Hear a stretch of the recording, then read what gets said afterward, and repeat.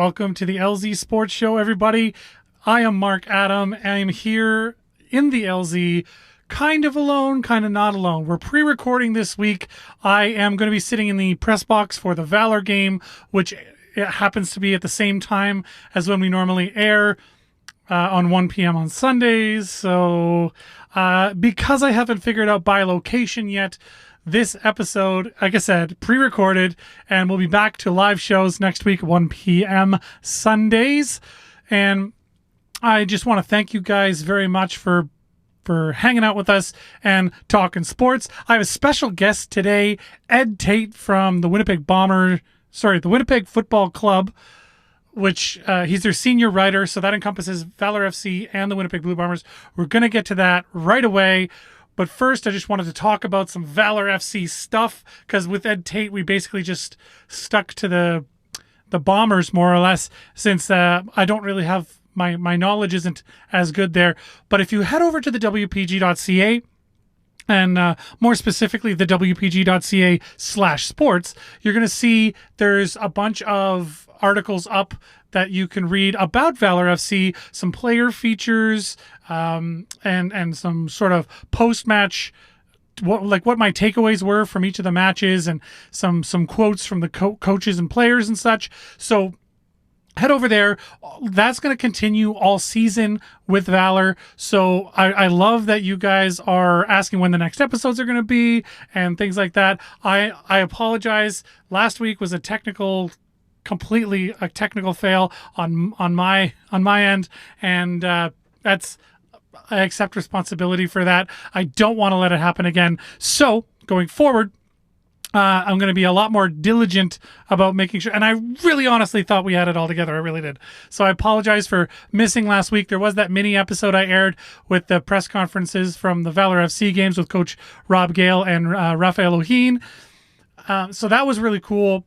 But it doesn't really replace the live recordings that we typically do. So this is going to be a little bit better this week, a little more organized and thought through. So Valour FC killing it.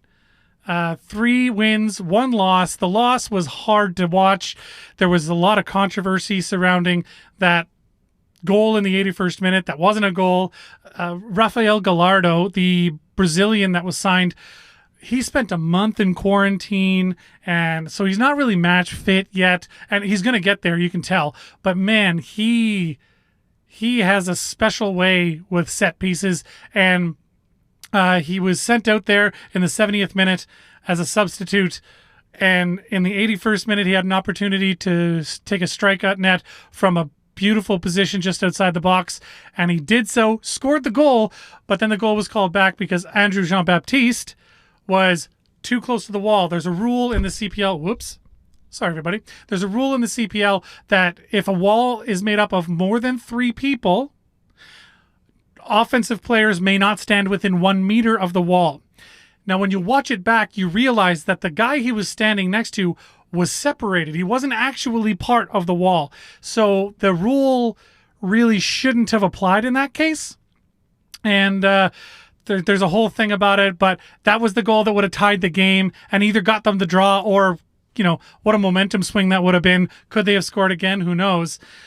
But it's unfortunate. It was called back. It was rough. That said, karma. There was that goal that went off the bar, down and in, and was not counted as a goal. And remember that in the CPL, there is no video replay. There's no VAR system. And so all the calls have to be made by the officiating crew on the field. The linesman on that play with Halifax missed that. That ball hit the crossbar. It actually, I can't say definitively that it was in, but upon review, to me, that absolutely looks like, had it been given the VAR treatment, that would have been overturned. That would have been counted as a goal. So it's just an unfortunate situation. And then to have it happen to you makes it just even worse when you go and there's no replay allowed for that. And, so Gallardo scores the goal and it's discounted. But the point is, Valour FC are playing great soccer, and even when they didn't play great soccer, they still won the games. They were absolutely outplayed by Halifax, still managed to win 2-0. So they had 3 2-0 wins in a row. Now they're still sitting on top of the table with 9 points. Last I checked, in their 4 games, they earned 9 points. It's been great. I've loved watching these games. They are absolutely great games to watch. If you love soccer, you should definitely, especially if you live in Winnipeg, check out the CPL. Even if you don't live in Winnipeg, check out the CPL games. Go to onesoccer.ca is where you can watch the games. It is a paid site. I apologize. We don't encourage the whole illegal streaming thing here. I don't know why we don't, but we just don't. So I recommend going, paying the $5 for a game, or getting the season package, whatever. But check out the CPL. The soccer quality is very good, especially given how young the league is and how young the players are. There's a mandate in the CPL to play younger players more minutes and things like that. And Canadian players get a lot of priority as well. So it's a great development league for Canadian talent.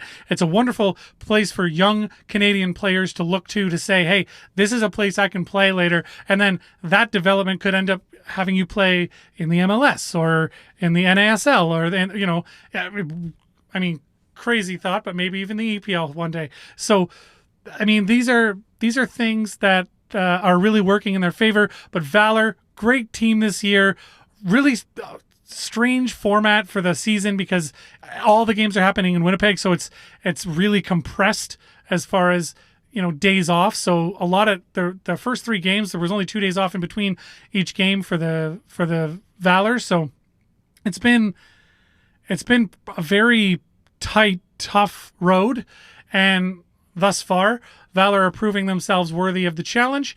We are really hopeful here as Valour fans that they continue to roll as such.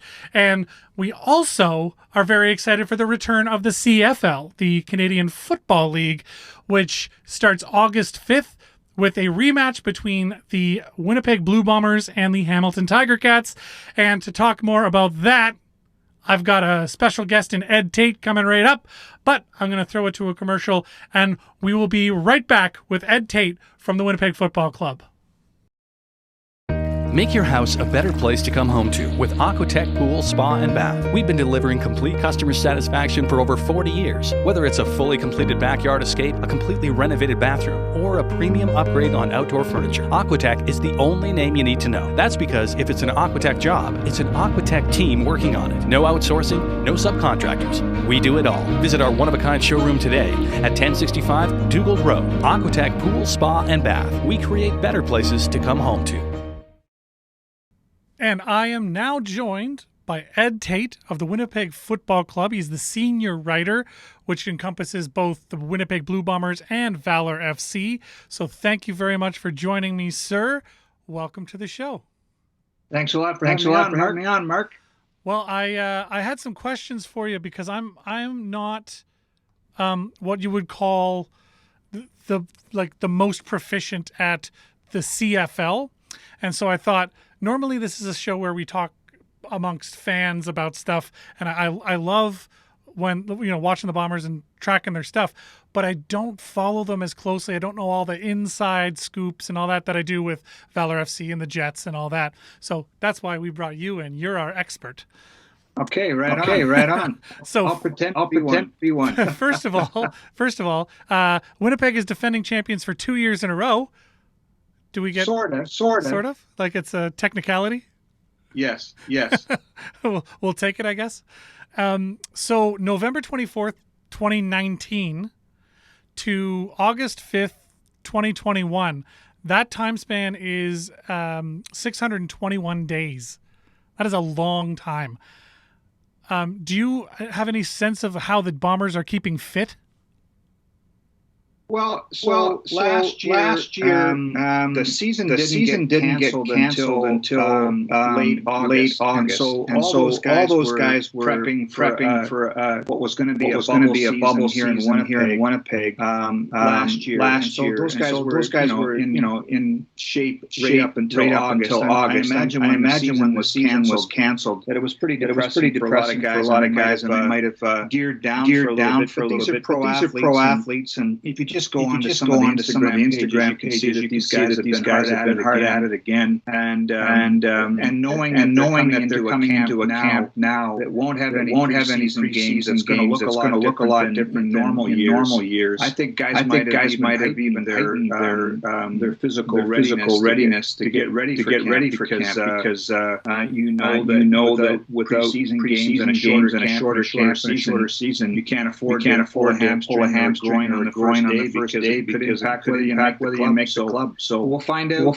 fairly soon who survives the weekend and gets through without getting hurt. Cal Murphy, the legendary Bomber coach, used to say, "You can't make the club from the tub," and that basically means you better not be in the tub, the exercise room, the treatment room, getting treatment all the time, because if you're missing practices, you're not going to make the team. That's sound logic, to be honest. That's exactly how that works. So they're doing everything they can to keep match fit and all that. They have a massive respect for Hamilton, who they beat in the last Grey Cup, and who they face August 5th in their rematch. Collaros? You know what? That's something else. Are you sure of a pronunciation? Because I've heard it so many different ways. Collaros. Well, it's basically been Collaros, basically. Collaros. Okay. See, and I'm a guy that I like to pronounce it properly, and I'll admit when I'm not sure, so that I eventually learn. So Collaros, we'll go with that.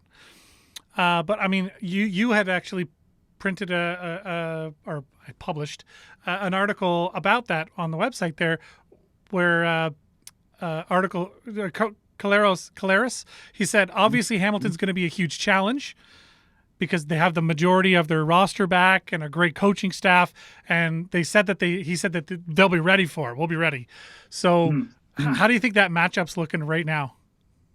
Well, both teams. So the Bombers have, even though you mentioned it's been over 600 days by the time they'll play against the Grey Cup. The Bombers have most of their starters back, which is kind of remarkable given the amount of time that's passed. And same with Hamilton. Hamilton was 15-3 in 2019, the best team in the regular season until the Bombers knocked them off in the Grey Cup. So I think both teams wanted to keep as many players back as continuity as possible, and it's the same situation in Hamilton. They think they're really close. They had the best regular season record, as I mentioned, so they didn't make many changes. They lost to Winnipeg. But I think it's still a real juicy matchup. It's neat that the Grey Cup rematch, even all this time later, is the first game of the 2021 season. So both these teams think that they would be favorites again. You're going to get challenges from a lot of teams in this league as early season Grey Cup contenders.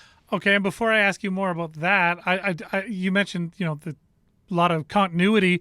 Ironically, considering all the things that are going on, nothing has a continuity built around it anymore, it seems. But the cool thing that I noticed was, we have a new offensive coordinator who was named so in January last year. I think. Buck Pierce, who's been around quarterback here. He's been an assistant coach for a while. He steps up to replace Paul LaPolice, to become the head coach in Ottawa. So it's pretty smooth transition in terms of changing your offensive coordinator to go with the guy in-house. Very well respected around the league. So I don't think there's going to be a whole lot different than what they do offensively. Because their strength is at the line of scrimmage with their offensive line with Andrew Harris, and I think they're going to look a lot the same as they did with Paul LaPolice calling shots. So that was going to be one of my questions: is how different is that offense going to look? Because obviously what they were doing was working, and I always employ the "if it ain't broke, don't fix it" kind of strategy. But LaPolice off to become head coach in Ottawa, and Buck Pierce now takes the reins, but he has never done it before. And after being named in January of 2020, he's had to wait nearly a year and a half to get a kick at the can as well. So.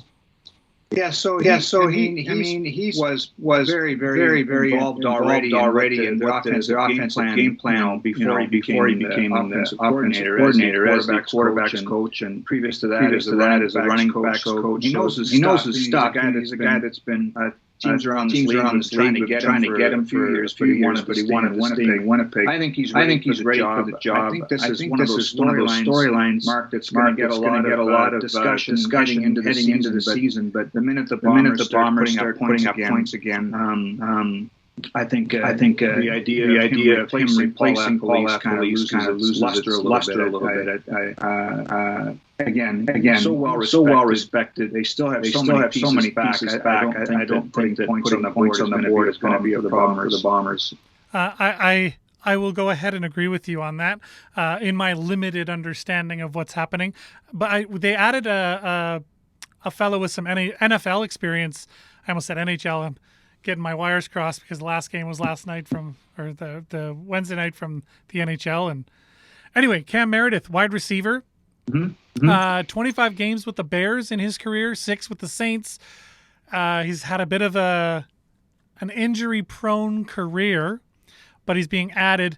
What do we think he's going to bring to the club? Do we think that he's going to be healthy the whole time, playing maybe I don't want to say a less intense version of football, but it definitely doesn't have the big smashy smash of the NFL. So do we think he's going to stay healthy? It's every bit as violent as the NFL. Believe me, the CFL is. It's a good question. He had one really bad knee injury. The issue has been getting it healthy again, 100% again, for him to make an impact. So.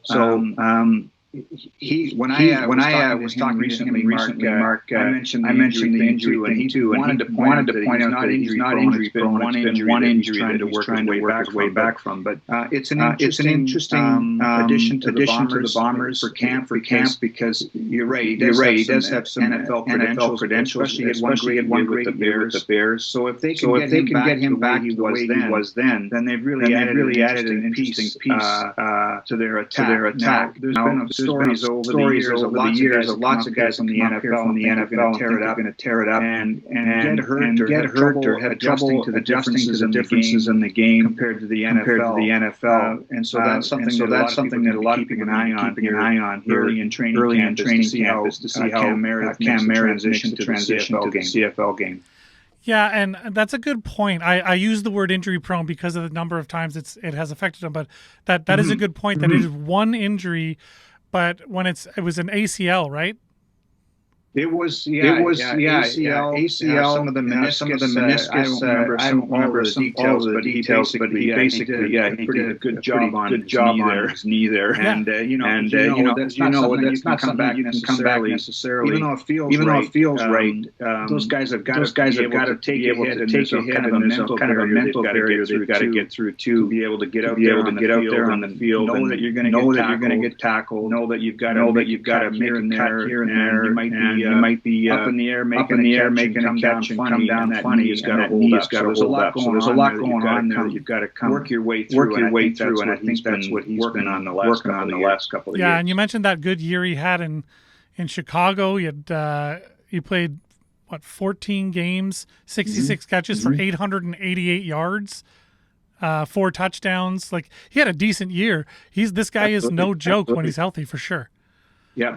Yeah, there's a few other guys like that in camp. And remember, the receiving corps has all of its pieces back from the Grey Cup. So he's going to have to beat somebody out to earn a job. So it's you don't go in pencil right now in the depth chart. He's got to earn it. And But when a guy has that kind of credentials, it's hard not to keep an eye on him when training camp starts. Yeah, right? and you even said in one of your articles that this was going to be and you said, I'm quoting you, unprecedented training camp in what has become an unprecedented, or what has become unprecedented times.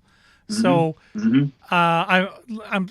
what is going to be so different, if anything, about this? What is going to be the most problematic and new and challenging for the training camp side of things for Mike O'Shea and the Bombers this year?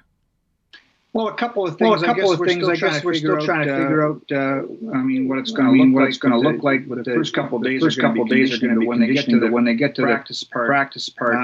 You know that you've got to wonder about social distancing, that kind of thing. How do you manage that? How do you do that on a football training camp? That's going to be an issue. There's going to be a lot of one-on-one receiver versus defensive that kind of stuff. But I'm not sure. They don't really practice with in any case. So those things make it that much more difficult to evaluate. I think the biggest thing, Mark, is there's no preseason games, and so for a lot of these players, if you're making an impression in practice, it's preseason game that puts you over the top or gets you cut depending on the lights are on, as they say. So without that critical component in terms of evaluation, every practice becomes that much more paramount for them to stand out, and that's going to be one of the biggest challenges is to get these guys to understand that you can't take a couple of periods off during a practice session.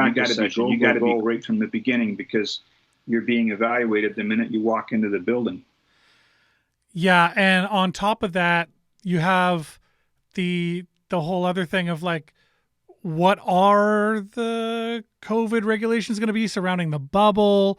And so it's still kind of not, I'm very interested to see how it works out. But we also watched, the CPL, which is already underway, we watched them go through a similar situation where they don't have any preseason games and they go straight in to the first game, not having played a single actual match at all.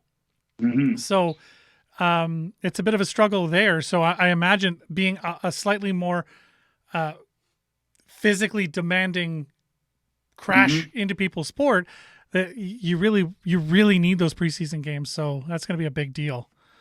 Yeah, absolutely. It's interesting you make the comparison to the CPL. And so we hear from the coaches and players all the time that, it was a bit sloppy, or, this is what happens when you don't have preseason matches.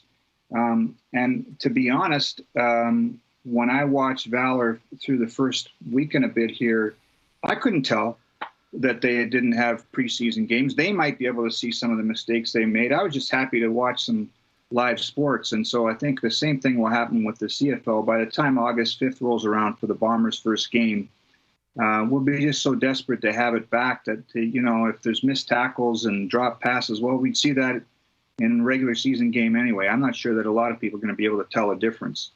That's a good point. That's a good point. Because this whole show is based on fans who aren't necessarily on the inside talking about the clubs that they love. And yeah, there's a lot of times where, you bring up something technical, about the Jets or about the Valour FC, and the folks on the show are just like, oh, I didn't even know that. Like, because they're just fans. They just, they're not like you, where you're sitting there and sort of analyzing and looking for, what's happening underneath all of this. So that's a good point. How much are they going to really realize what the difference is on the fan side of things? Well, look, let's say that it's a normal year and the Jets play 10 preseason games, and then the regular season starts and they go 0 for 4 on the power play. Well, they could have gone 0 for 4 on the power play without any preseason games, right? So, again, how can you tell the difference sometimes? The goalie lets in a bad goal. It happens whether you're, playing in September in a preseason game or March getting ready for the playoffs. So it's sports, right? These guys have high standards for themselves, but I'm not sure that we can see the difference sometimes between the real thing and a practice game. Sometimes if a guy plays a half in the NBA because it's a preseason game and doesn't want to get hurt, okay, that's pretty obvious that it's a preseason game. But that first half that he plays might be all out too, right? Yeah, True. Yeah, I'm interested to see how this all stacks up. The CFL also just yesterday, I believe, or a couple of days ago. Anyway, recently they announced that their talks with the XFL are now over. And I don't want to go too deep down this rabbit hole today, but how much do you know about what the potential partnership would have been given?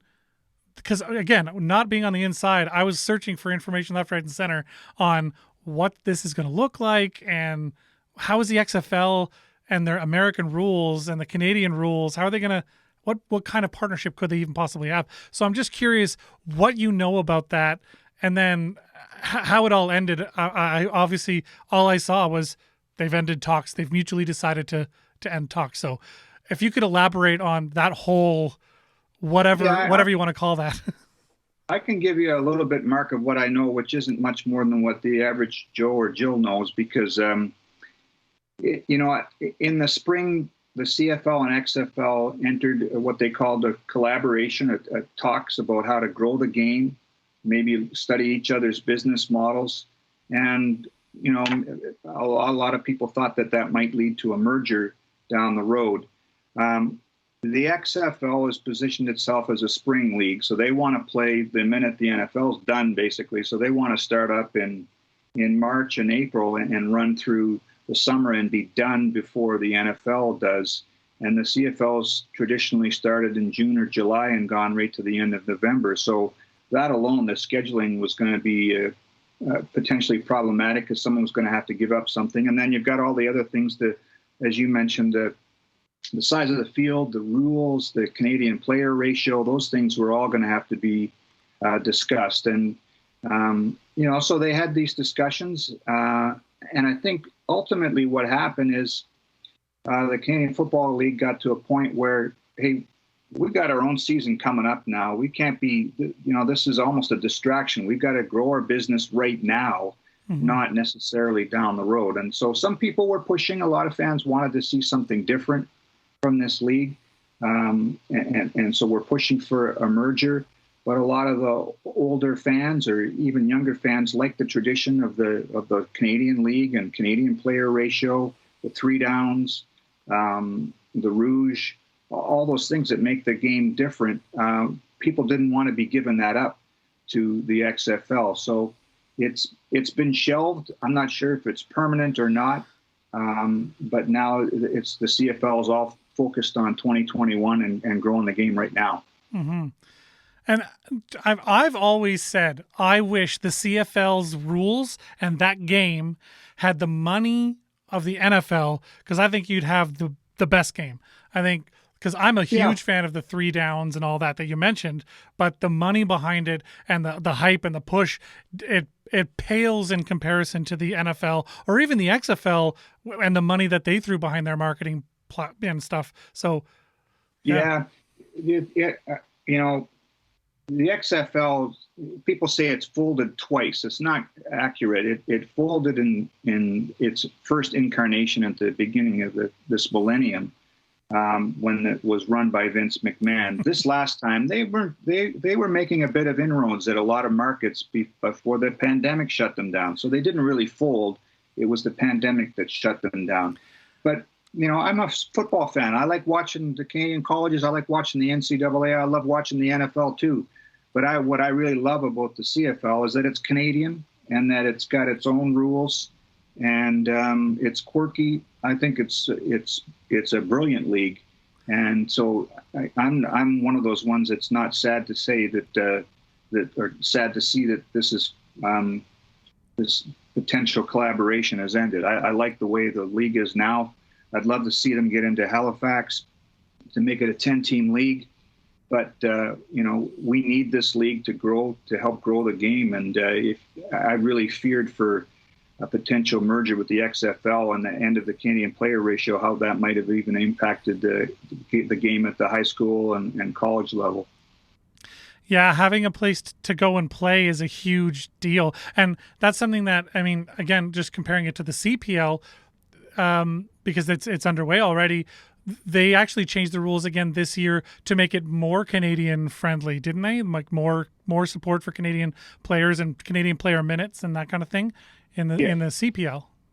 Yep. One of the things that the CPL has done really well, and it's very similar to what the CFL does, is that it's about developing Canadian players. And so there's a certain, in the CPL, you've got to play under 21 Canadians for a certain amount of minutes.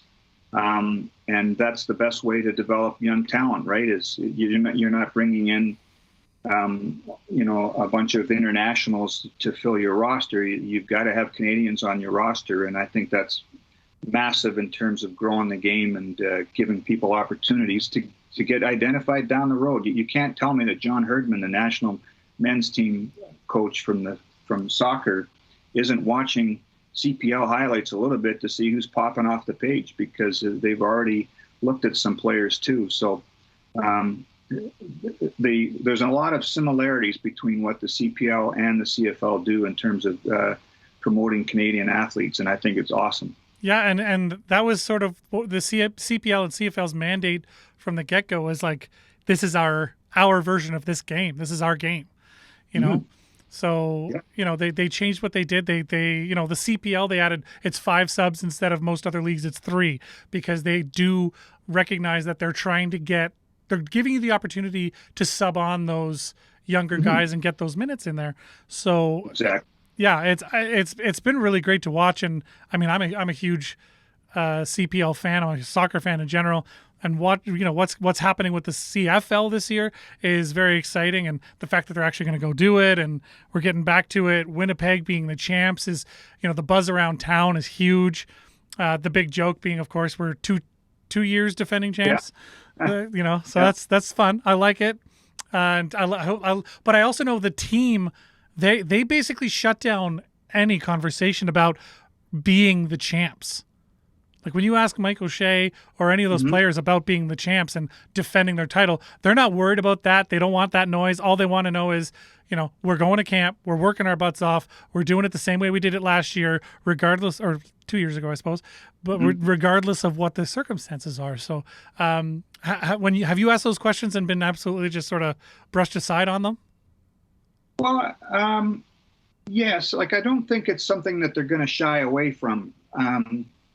But I don't think it's anything it's just not a story that's got a long shelf life either, because once you start playing, like 2019 already seems like an eternity ago, right? So yes, they are defending, and yes, there's a lot of players back, but you kind of have to live in the here and now. And, I think they draw confidence from what happened at the end of 2019.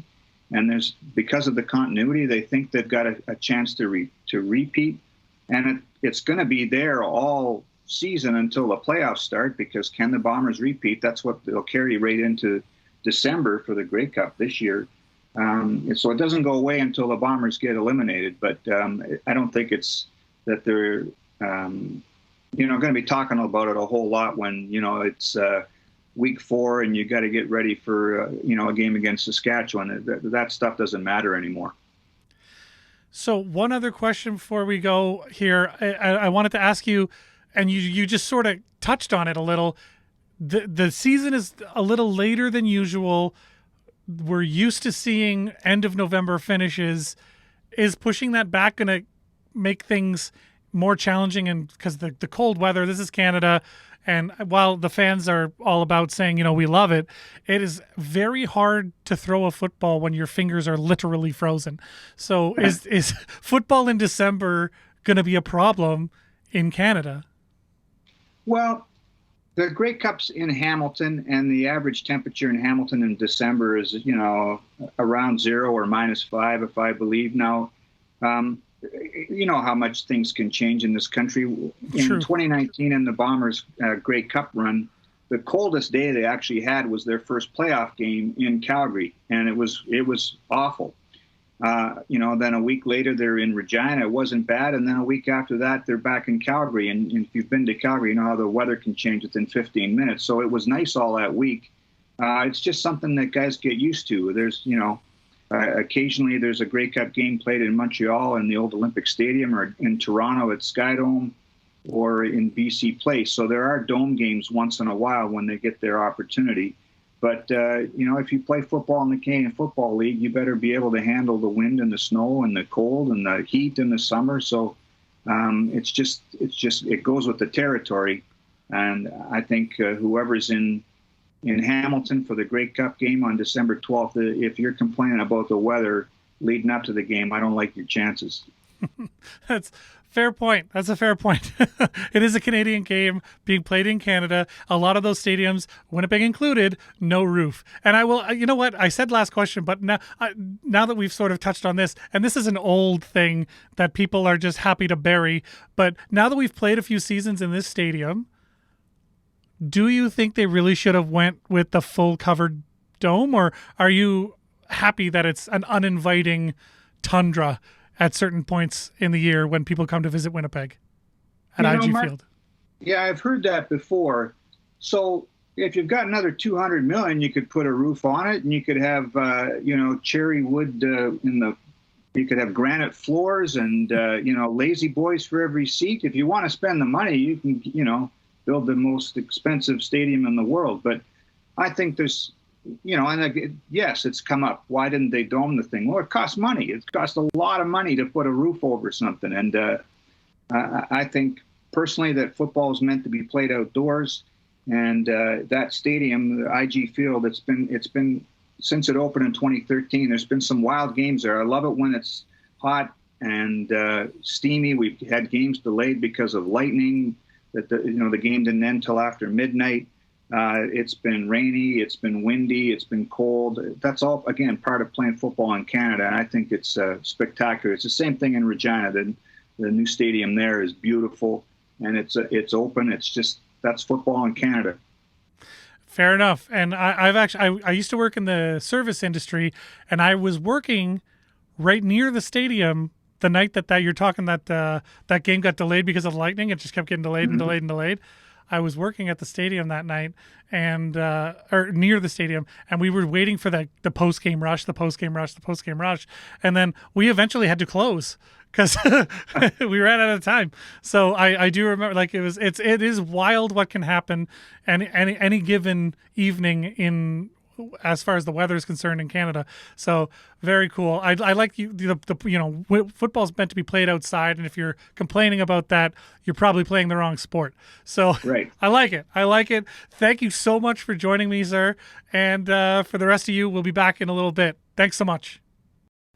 And that's it for the show today. Thank you so much for watching, everyone. We greatly appreciate you. Again, I apologize for the pre-recorded nature. We love doing it live. We love when you have the ability to comment along with us and fill our chat box, because we do have that wonderful little chat box set up. But unfortunately, with pre-recorded shows, that doesn't really work. However, we will set this to premiere at 1 p.m. Sunday, so if you're watching along, you can comment as well. But by the time you're hearing these words, the show is over. So just leave your comments below the video here.